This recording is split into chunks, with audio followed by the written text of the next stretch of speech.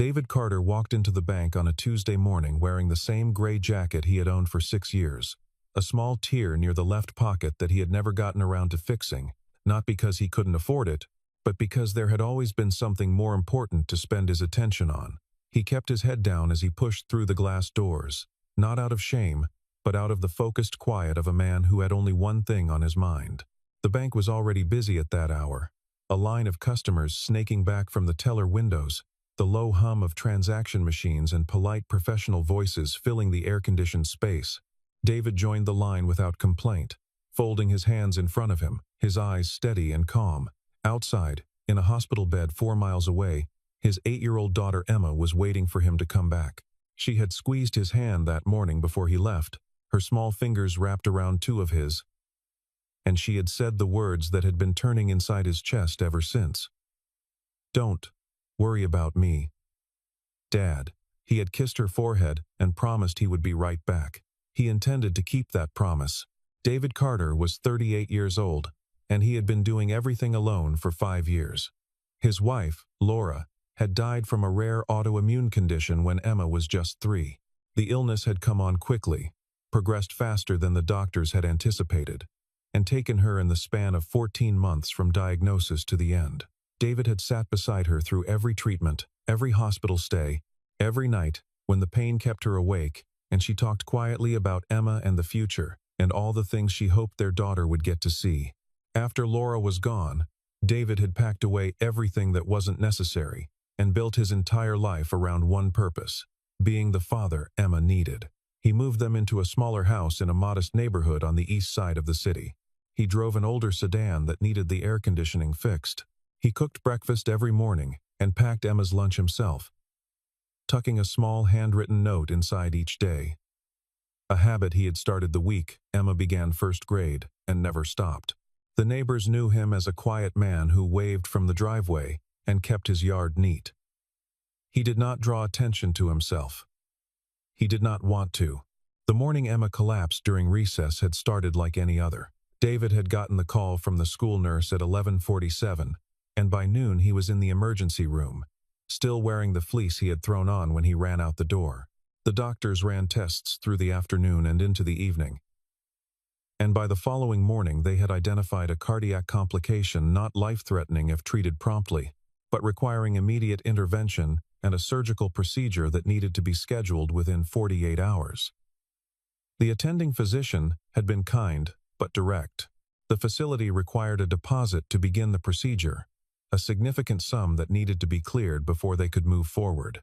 David had nodded, thanked the doctor, and gone down to the cafeteria to sit for a few minutes by himself. He pressed his palms flat on the table and breathed. Then he took out his phone, checked the balance on his day-to-day checking account, and started doing the math. He had been meaning to transfer funds at the end of the month, but the transfer hadn't gone through yet. The account showed enough to cover the deposit barely, but enough. He just needed to get to the bank. He had gone back upstairs to see Emma before he left. She was sitting up slightly in the bed, her dark hair loose around her shoulders, watching a nature program on the small television mounted on the wall. She had looked at him when he came in and studied his face with the particular seriousness that children develop when they have spent time in hospitals and learn to read the expressions of adults. He had smiled, and she had smiled back, and then she reached over and found his hand. "Don't worry about me, Dad." He had held it together until he was in the elevator. Now he was standing in line at the bank, keeping it together still, because that was what he did. When David finally reached the teller window, he stated simply that he needed to make a withdrawal. The young teller, a polite woman in her mid-20s named Sarah, pulled up his account and began processing the request. A moment later, something on her screen made her pause. She looked at it again, then looked at David, and her expression shifted into the careful neutral of someone who had been trained to handle awkward situations without escalating them. She explained that there appeared to be a small discrepancy in the available balance. A pending charge that had posted overnight had reduced the account below the amount needed for the withdrawal. The difference was $9. $9.11, to be precise, but the screen rounded it. David stared at her for a moment. He asked, quietly, if there was any way to verify the charge. because he did not believe he had made any transaction that would account for it. Sarah said she understood, and that she could certainly look into it, but that it might take a few minutes. She picked up the phone at her station and made a call. David waited. He was still calm. He was still thinking about Emma. The issue escalated faster than it should have. Sarah, uncertain how to handle the discrepancy on her own, had flagged the account for a supervisor review. That flag moved up the chain and landed on the desk of Victoria Hayes, the branch manager, who emerged from her corner office 7 minutes later. Victoria was in her early 40s, with the precise grooming and immovable posture of someone who had spent a career ensuring that her authority was visible in every room she entered.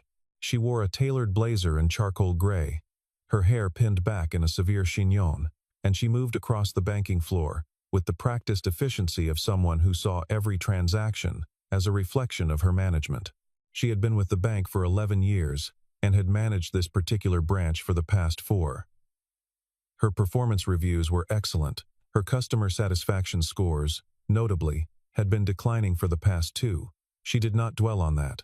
Victoria reached the teller window, glanced at Sarah's screen, and then looked at David.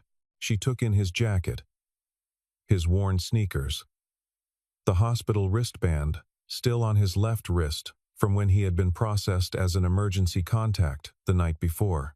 She formed her assessment in approximately 4 seconds, and it was the kind of assessment that told her everything she needed to know about how this conversation was going to go.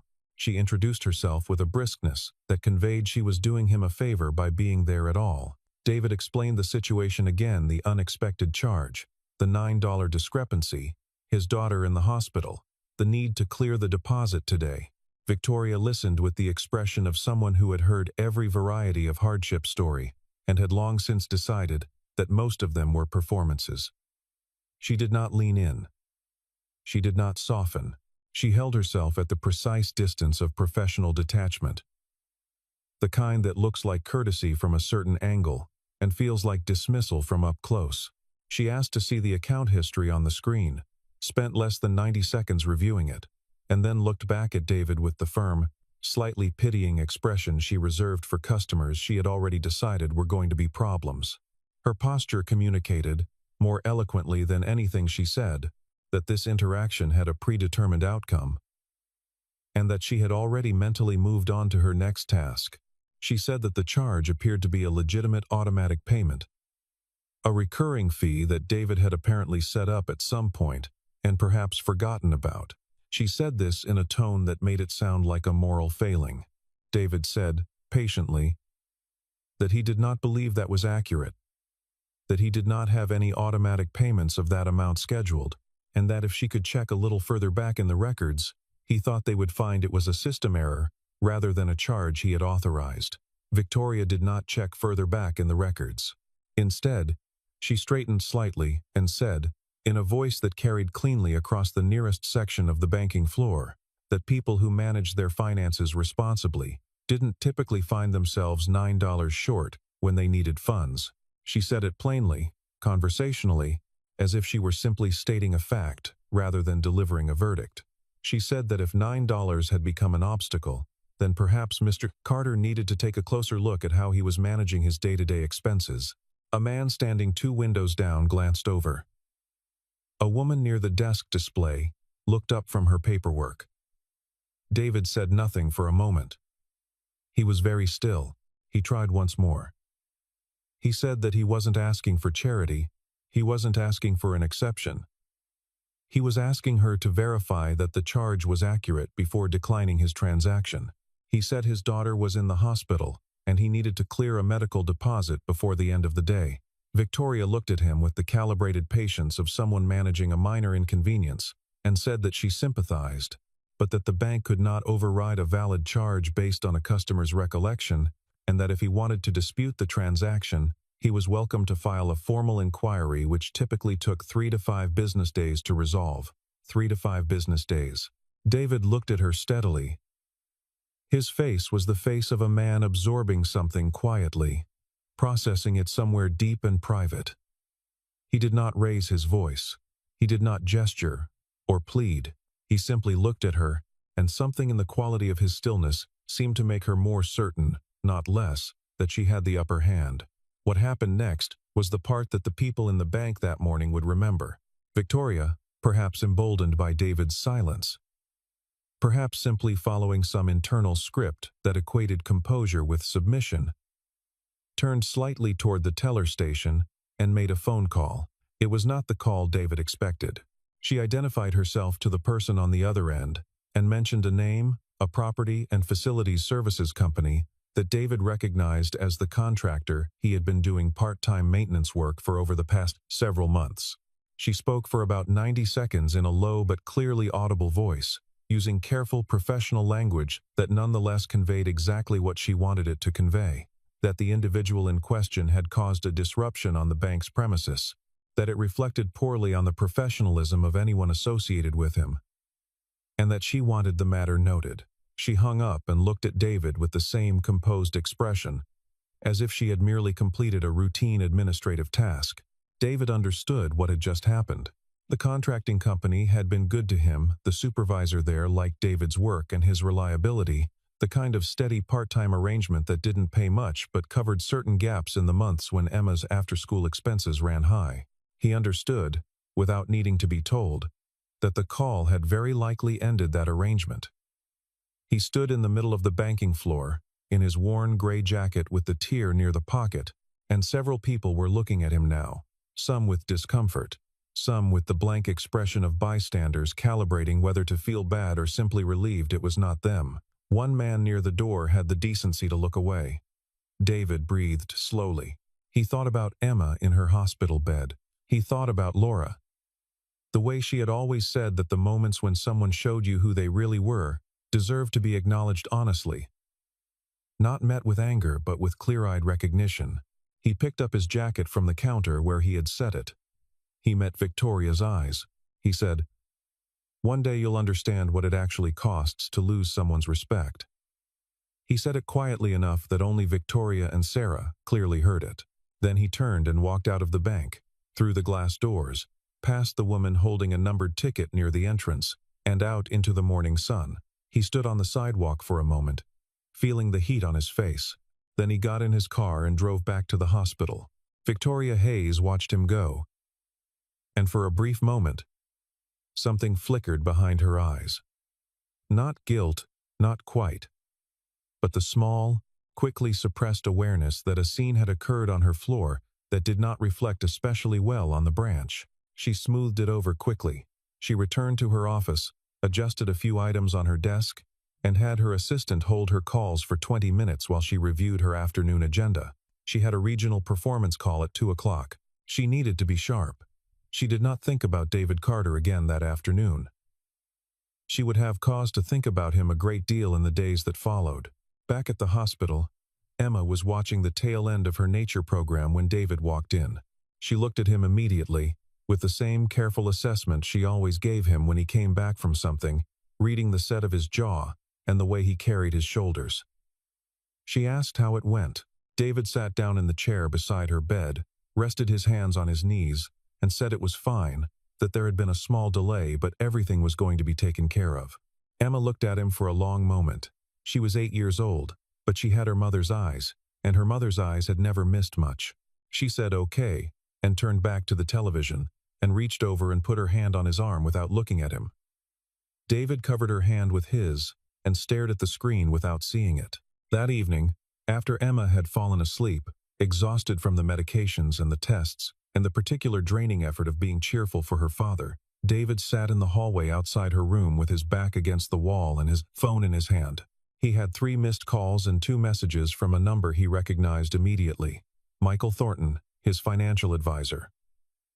Michael managed David's accounts, had done so for nearly 7 years, and communicated with the unhurried precision of someone who understood that the people he worked with did not like surprises. David called him back. Michael answered on the second ring. He had seen the activity flag on David's checking account, the declined transaction, the pending inquiry, and he had been waiting. He went through the details methodically. The charge had indeed been a system error, a misrouted automatic fee from a third-party processor that had been incorrectly linked to David's account. It happened occasionally with clearinghouse updates. The bank's own compliance team should have caught it. David said he was not surprised. Michael paused and asked, in the carefully neutral tone he used when he was actually quite concerned, how David was doing. David said he was fine. Michael said that he wanted to discuss the matter with the bank's relationship management team, that given the circumstances and the nature of David's account portfolio, the branch manager's handling of the situation was something the bank's senior leadership would want to know about. David said he appreciated that. Then he leaned his head back against the hospital wall and let the silence hold for a moment. There are facts about David Carter that the people in the bank that morning had no way of knowing, and facts that even most of the people in David's everyday life did not know, because David had spent considerable effort ensuring that his daily life and his financial life existed in separate compartments. He had started his first company at 26, a software platform that processed logistics data for mid-sized distribution companies, unglamorous work that nobody wrote magazine profiles about, but that solved a real problem efficiently and generated steady, significant revenue. The company had grown without spectacle, driven by a core team of 8 people who David hired carefully and treated well, people who stayed for years not because of stock options, but because the work was honest and their leader was reliable. David had never particularly wanted to be known as an entrepreneur. He had wanted to solve a specific problem and do it correctly. And when the problem was solved and the company was running well, he had begun to think about what came next, not for ambition's sake, but with the kind of practical, forward thinking that had always characterized how he approached decisions. He had grown it for 8 years, then sold it to a larger infrastructure firm at 34, 2 years before Laura died. The sale had netted him far more than he had anticipated, driven by market timing and the kind of competitive acquisition process that happens when 2 larger companies both want the same asset. He had paid his taxes, retained a team of advisors, and quietly moved the proceeds into a diversified portfolio managed through several accounts. He had never announced the sale. He had not changed his car. He had not moved to a larger house. The year after the sale closed, Laura had gotten sick, and after that the money had simply ceased to feel like something that needed to be attended to emotionally. It was managed. It was there. It was not the point. What Michael managed on David's behalf, across investment accounts, trust structures, and a set of business entity accounts that David maintained for potential future ventures, amounted to a total of $86 million. Not approximately. Not roughly. The figure on the latest quarterly summary, which Michael had generated 2 weeks prior and which David had reviewed in 15 minutes before setting aside to focus on Emma's school science fair project, was $86 million. This money sat across accounts at multiple financial institutions, but the largest single concentration, more than 60% of the total, was held at the very bank, whose branch manager had told David Carter that people who managed their finances responsibly didn't end up $9 short. Michael had suggested, gently, on previous occasions, that David might want to identify himself more explicitly as a premium client at the branches he visited. David had declined. He said he didn't want special treatment based on his balance. He said he thought how someone treated a person with an ordinary-looking account was more informative than how they treated someone they knew was wealthy. He had been right about that. He had simply not anticipated the degree to which this particular branch manager would illustrate the principle. David spent the next 2 days at the hospital. Emma's procedure went smoothly. The surgical team was excellent. The recovery progressed well, and by the second afternoon she was sitting up and eating soup and arguing cheerfully with David about whether animated films counted as documentaries if they were about real animals. He argued they did not. She argued they definitely did. He let her win. The medical deposit had been handled through a different mechanism, while the bank account issue was being resolved, a bridge that Michael's office had arranged within hours of their phone call. Emma did not know any of this. She knew only that her father had come back from the bank and that everything was fine, which was what he had told her, and which was, in the ways that mattered to her, true. On the 3rd morning after the incident at the bank, David sat across from Michael and 2 other members of his advisory team in a small conference room at Michael's office. Michael had brought a lawyer, a woman named Patricia Wallace, who specialized in financial services disputes. Patricia had a quiet, methodical way of speaking that David found reassuring, because she did not dramatize things, only organized them. She had reviewed the incident, reviewed the account holdings, and reviewed the bank's own customer service policies, which included explicit commitments around the treatment of clients at all account levels. She laid out several options: legal action against the bank for the misrouted charge and the conduct of the branch manager, media outreach, which Patricia noted could be significant given the circumstances, a formal regulatory complaint, or a straightforward transfer of accounts, a complete withdrawal of all funds from the institution, executed through proper channels, with a letter to the bank's corporate leadership documenting the reason. David listened to all of it. He sat with his hands folded on the table, the way he always sat when he was thinking seriously, and he did not rush to respond. Patricia and Michael had worked with him long enough to wait. When he spoke, he said he did not want to pursue legal action. He said the bank's mistake with the charge was a systems error, not malice, and he didn't believe in suing over mistakes. He said he did not want to speak to journalists because he did not want Emma to see her family's private situation treated as a public story. What he wanted, he said, was simply to move his money somewhere that treated all of its customers with basic decency, and to make sure the bank's leadership understood clearly why he was doing so. Patricia nodded. She said she could draft the withdrawal request and the accompanying letter by the following afternoon. David said that would be fine. He signed the request on a Thursday evening at 7:43. Sitting at the small desk in his kitchen, in the same house he had lived in for 5 years, with Emma asleep in the next room. The withdrawal covered every account: the personal holdings, the business entity accounts, the investment portfolios, everything managed through that institution. The total amount was $86 million. The request was executed with the routine procedural calm of someone transferring a utility bill. David capped his pen, set it on the desk, and made himself a cup of tea. He was thinking about Emma's follow-up appointment the next morning, whether she would be cleared for light activity by the weekend, whether the park near their house would have enough shade, given how warm it had been lately. He went to bed at 9:15. Victoria Hayes received the notification at 7:52 the following morning, before she had taken off her coat. Her assistant had flagged the account communication as urgent, which was unusual. Her assistant was trained to use that label sparingly and accurately. Victoria set her bag down, took her coat off slowly, and sat at her desk. She opened the notification. She read it once. She read it again. She reached for the phone and called the bank's compliance and accounts department, and the woman who answered confirmed what the screen was showing, because Victoria had asked her 3 times in different ways in case there had been an error. And there had not been an error. The account holder requesting full withdrawal across all managed portfolios was David Carter. The total being moved was $86 million. Victoria sat for a long moment in her office. Outside, the branch was opening for the day. The tellers were taking their stations. The first customers were coming through the doors. The coffee machine in the break room was running through its first cycle. She was aware of all of it distantly, the way you are aware of ordinary sounds when something extraordinary has just occurred in a room with you. She pulled up David's client profile, the full file, not the checking account screen she had glimpsed from the teller window 3 days ago, but the complete relationship profile that the Regional Wealth Management Division had on file.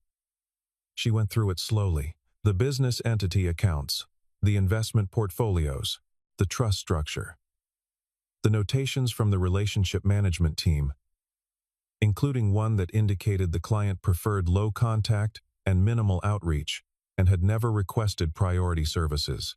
A client so large and so private that the branch-level staff had simply never been told he existed in this form.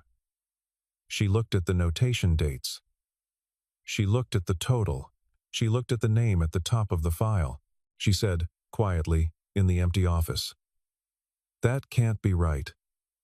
That was him?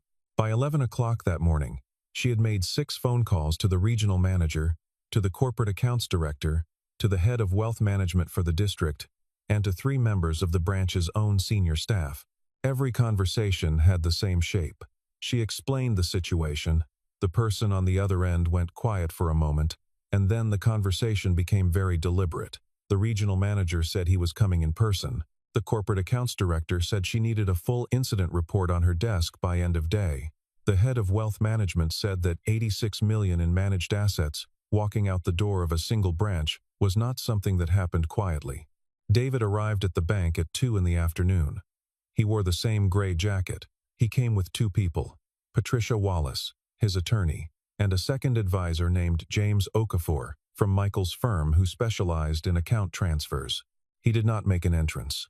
He walked through the doors at a normal pace, signed in at the reception, and waited the 3 minutes it took for the branch staff to tell Victoria he was there. Victoria came out of her office quickly, too quickly, and something in the way she moved across the floor was already different from 3 days ago. The command was still in her posture. It was structural, built in over years, but it sat differently now, like a coat worn in the wrong season. She reached David and Patricia and James near the center of the floor, and she said, and she tried to make it sound natural, but it came out slightly too smooth. Too rehearsed, that she was very glad Mr. Carter had come in, and that she would like very much if they would join her in the private client suite, where they could discuss the situation more comfortably. David looked at her. He said, evenly, that he appreciated the offer. Then he said he was there simply to complete the transfer request and sign whatever documentation was required, that Patricia would handle the procedural details, and that the private suite was not necessary. Victoria said that she wanted the opportunity to address what had happened, that she wanted him to know that the bank genuinely valued his relationship, that there were options she would like to present. She was still professional. She was not quite pleading, but she was close to it, in a way that her face was working very hard not to show. David was quiet for a moment. He was not unkind. He was simply precise. He said, "I'm not withdrawing because of $9. I want to be clear about that. I'm withdrawing because this branch showed me how it treats customers who appear to have less than they actually have, and whatever I have or don't have in this account, that's not something I want to do business with." He paused, and then he said, "I had a real reason to be here that day. My daughter was in the hospital. I wasn't asking for anything I wasn't entitled to. I asked for accuracy. I got a lecture about personal responsibility in front of a room full of strangers, and then I got a phone call that cost me a job I was doing to cover my daughter's expenses." He looked at her steadily. The $9 was an error on the bank's part, by the way. A system misroute. Your own compliance team confirmed it this week. Victoria said nothing. Her face had gone very still. David said, "I hope things go well for you." He meant it plainly and without sarcasm. And that plainness was in some ways the hardest thing she had heard from him. Then he turned to Patricia and gave a small nod. And the 3 of them moved toward the private documentation area with the bank's accounts officer to complete the transfer paperwork, and Victoria remained where she was for a moment before she turned and walked back to her office and closed the door. The paperwork took 2 hours. It was entirely routine. $86 million moved through the proper institutional channels with all the drama of a standard business transaction, because that is how very large sums of money actually move, not in briefcases or moments of spectacle, but in forms and confirmations and account numbers and routing codes. By 4:15, the transfer was initiated. By close of business, it was processing. David thanked the accounts officer, who had been professionally courteous throughout, and had clearly been working very hard to maintain her composure in the face of what she understood to be an extraordinary loss for the branch. He thanked Patricia and James. He drove to the hospital to pick up the last of Emma's discharge paperwork, because she was going home the next morning. The effects of what David Carter did radiated outward in ways that surprised even Michael, who had anticipated some institutional turbulence. The branch's regional performance metrics took a significant and visible hit. Immediately, 86 million in managed assets represented, by the calculations of the regional finance team, more than twice the branch's typical annual revenue contribution from its wealth management portfolio. This was the kind of number that appeared in red in spreadsheets and generated automated alerts in corporate monitoring systems before any human being had even been briefed. The regional manager, who had come in personally as promised, spent 3 days at the branch reviewing processes, interviewing staff, and meeting with the corporate accounts team. The branch's quarterly targets, which Victoria had been on track to hit a fact she had mentioned in her regional call just days before David's first visit, were now significantly out of reach. Word moved through the investment community in the discreet but efficient way that such information tends to move, not publicly, not loudly, but person to person, through the networks that connect large account holders at any institution. 2 other clients of the branch with significant holdings requested meetings with relationship managers within the same week. One moved a portion of his portfolio. Another simply asked more questions than he had before, the kind of questions that take several follow-up calls to fully answer and leave everyone slightly tired. The branch's internal communication channels, normally quiet, were busy in ways that lower-level staff noticed even without knowing exactly what had happened. More consequential was what happened inside the bank's own review process. The regional manager's visit had been triggered by the financial loss, but what the review uncovered was larger than one transaction. The compliance team had been asked to pull the branch's complaint history, and what they found was a pattern, not a flood of formal complaints. Those were rare, but a series of documented incidents, customer feedback forms, and internal notes from junior staff that, taken individually, looked like ordinary friction, but taken together described something more systematic. There were notes about the branch manager's communication style with certain customer profiles. There were 2 previous escalations from tellers who had felt instructed to handle transactions in ways that were, at minimum, not in the spirit of the bank's stated customer service commitments. There was a formal feedback submission from 8 months ago from a customer who had left the branch without completing her transaction and had written a 3-paragraph account of how she had been made to feel small, disrespected, and certain she would not return. The feedback had been received and filed.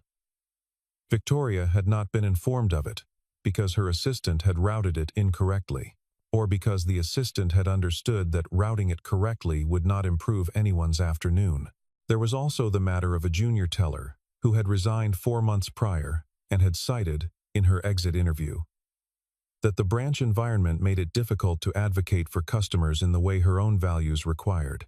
That exit interview had been processed, categorized, and filed.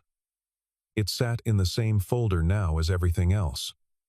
And together, they told a story that no single document had told alone. The compliance report landed on the corporate accounts director's desk on a Friday. The human resources review that followed was thorough and moved quickly, which in any large institution is itself a signal of how seriously something is being treated.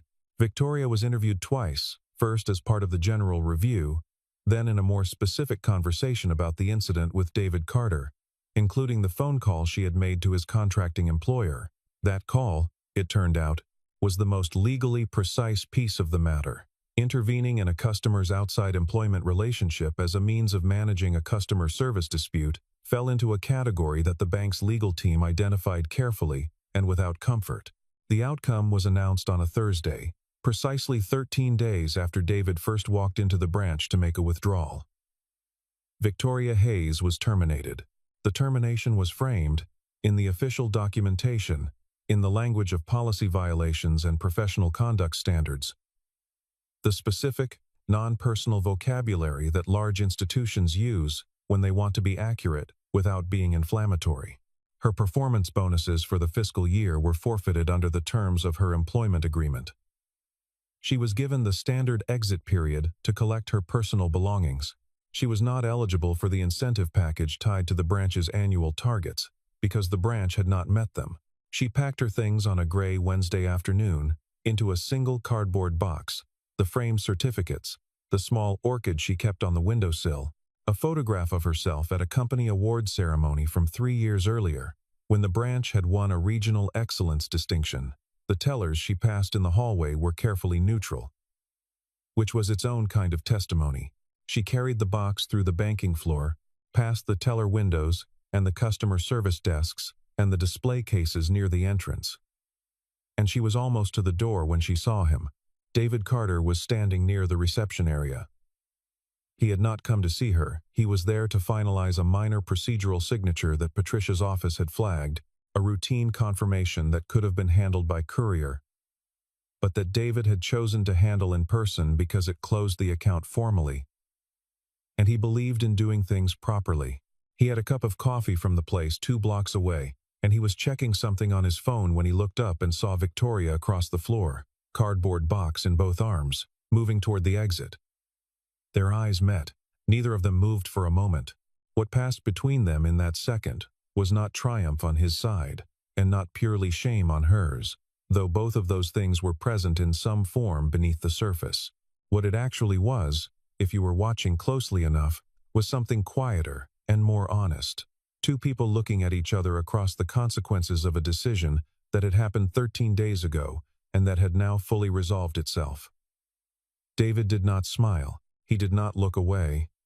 He simply met her gaze, and what was in his expression, if you could read it, was not vindication. It was closer to sorrow. The kind of sorrow you feel when something could have gone completely differently, and instead went exactly the way it went. Victoria walked out the door. David watched her go, finished his coffee, and went to sign his papers. The phone call came 3 weeks later. Victoria had gotten his contact information through Patricia's office, a request that Patricia had forwarded to David with a note that simply said she could decline if he preferred. David had said it was fine. Victoria called on a Sunday afternoon, and David was in the kitchen making soup for dinner while Emma worked on a puzzle at the table behind him. He stepped out to the back porch to take the call. Victoria spoke for about 4 minutes. She did not make excuses, which surprised him somewhat, and which he later credited to something real in her. She said she had been thinking about the morning he came to the bank, and that the way she had handled it had been wrong, not mistaken, not a judgment call that went poorly, but wrong in a way she understood now that she hadn't understood then. She said that she had spent a lot of time in her career measuring people by what she could see, and that she had been very certain she was seeing clearly. She said she was sorry. David listened.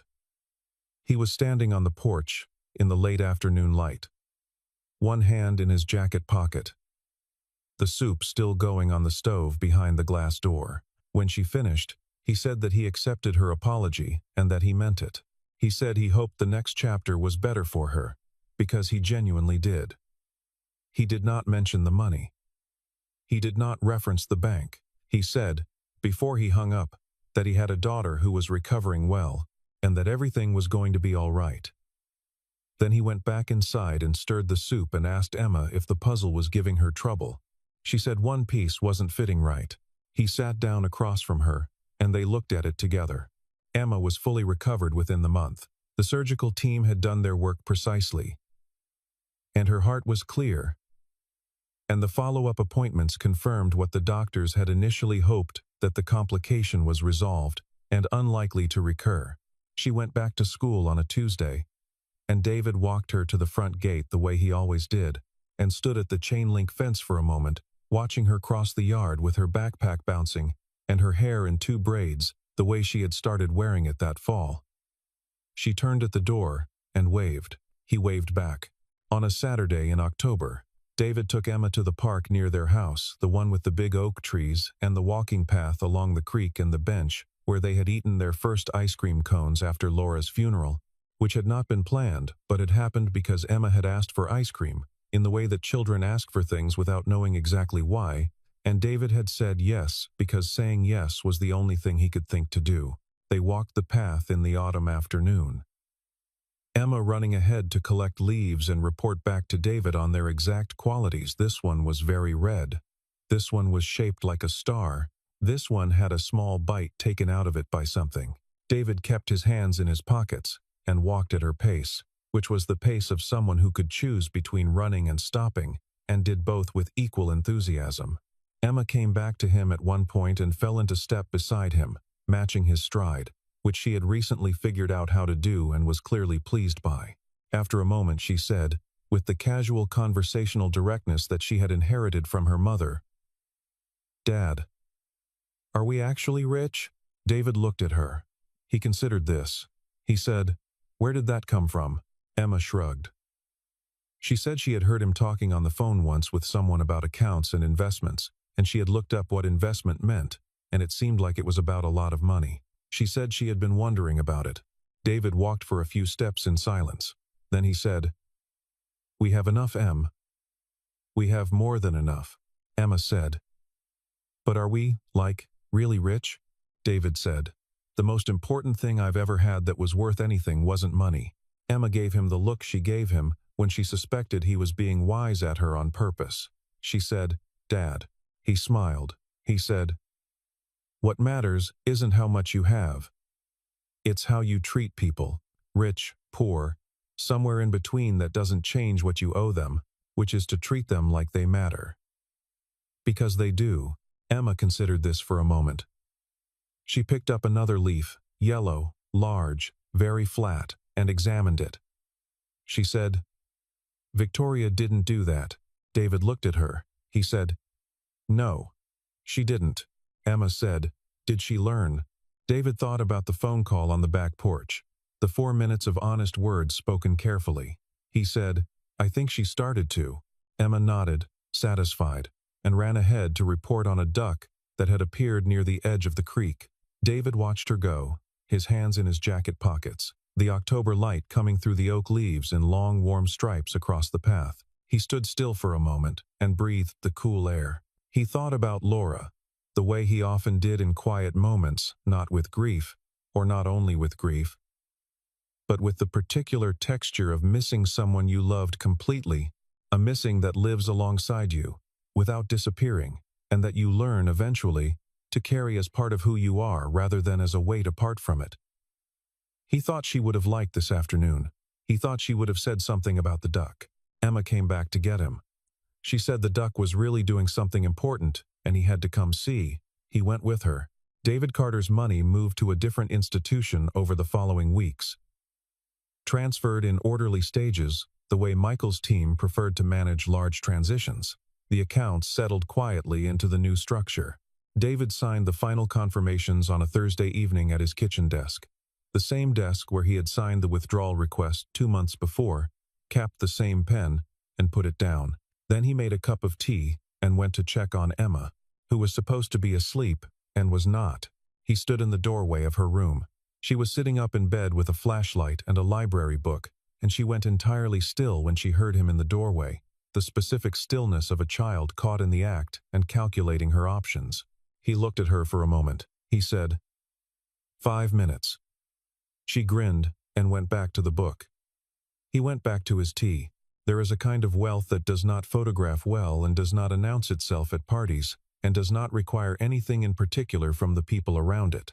It is the wealth of someone who has decided, at some fundamental level, what actually matters, and who has arranged their life accordingly, even when arranging their life that way means sitting in a line at a bank in a jacket that needs mending, among people who cannot see what they're looking at. It is the wealth of someone who has sat in a hospital hallway with their back against the wall, and learned what it means to need something, and to ask for it plainly, and to be turned away anyway, and who has absorbed that experience, not into bitterness, but into a clearer and more permanent understanding of what he will and will not accept from the institutions and people he trusts with his time and his money and the ordinary transactions of his daily life. David Carter had that kind of wealth, and he had it entirely apart from the $86 million, which was simply a number on a screen managed by people he trusted. What he carried with him was something else. It was a clarity about what a person owes another person regardless of what either of them has in their account, a clarity he had come to through loss and time, and the daily work of being a father to a daughter who watched everything he did and was learning from it, all of it, including the way he stood still in a bank while someone spoke badly to him, and the way he drove back to the hospital afterward, and the way he said one day you'll understand what it actually costs to lose someone's respect, not as a threat, but as a statement of fact delivered to someone who did not yet understand it. He had said it quietly, without heat. The way you state something, you know to be permanently true. And he had been right. Victoria Hayes would spend the months following her termination In a period of the kind of difficult reckoning that most people only arrive at when something they had believed about themselves turns out not to be fully accurate. She would eventually find work again. She was intelligent and capable, and her technical knowledge was real, but she would carry with her a specific memory, the way we all carry the memories that show us ourselves most clearly. She would remember a man in a gray jacket, standing very still while she said things at him that she should not have said, and she would remember that he had been right, that there was a cost to losing someone's respect, and that the cost was not borne only by it settled in her over time, not as a wound, exactly, but as a correction, a recalibration of the internal instrument she used to measure people, the one that had been badly calibrated for a long time without her knowing it. She had spent years reading rooms and sizing up customers and making rapid determinations about what kind of person she was dealing with, and she had been very confident in that ability. What she understood now, in the quiet of her reconstruction, was that confidence in an instrument does not make the instrument accurate. It only makes you slower to notice when it's wrong. The duck at the park, Emma reported authoritatively, had been doing something very specific with a leaf, which she described in detail on the walk home. David listened to every word. The trees were turning. The afternoon was long and golden. His daughter's hand was in his, small and warm and certain. He was, in every way that counted, exactly where he wanted to be.